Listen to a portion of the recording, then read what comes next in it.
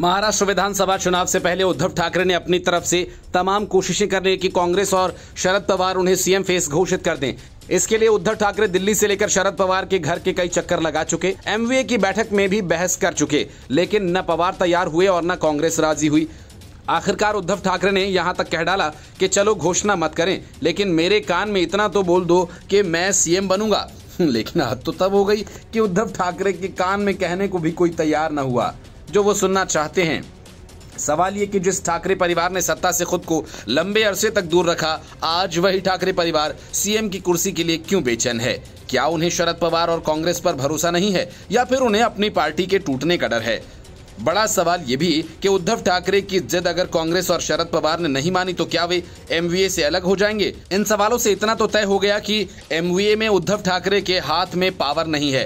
Power तो शरद पवार के पास तभी शिफ्ट हो गई थी जब उद्धव ठाकरे को उन्होंने सीएम बनवा दिया था।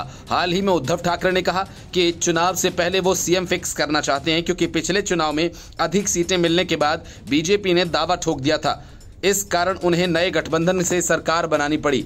अब वो नहीं चाहते कि 2019 का अनुभव फिर से दोहराया जाए।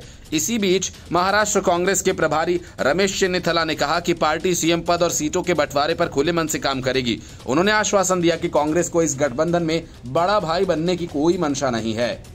हालांकि उन्होंने महाविकास अघाड़ी में कई छोटे दलों को शामिल करने के संकेत दिए, जिससे ठाकरे की टेंशन बढ़ रही है। राजनीतिक एक्सपर्ट्स मानते हैं कि सीएम पद का सारा दारोमदार चुनावी नतीजों में छिपा है।